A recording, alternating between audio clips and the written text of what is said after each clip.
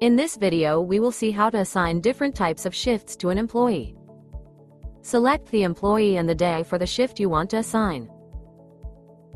Select the shift start time and end time. Choose a function from available options. Once done, click on Save Shift button below. The added shift will be reflected on the schedule. Now to assign multiple function shift, select the employee and the day.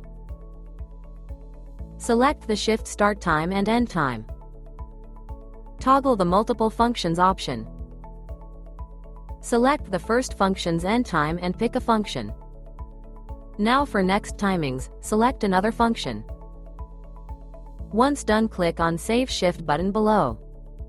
The multiple functions shift will be reflected on the schedule. Now to assign multiple shifts for a day, select the employee and the day. Select the shift 1 start and end time along with the function. Now click on Add Shift below.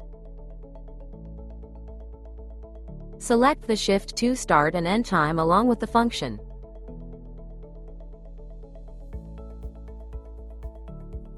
Once done, click on Save Shift button below. The multiple shifts will be reflected on the schedule.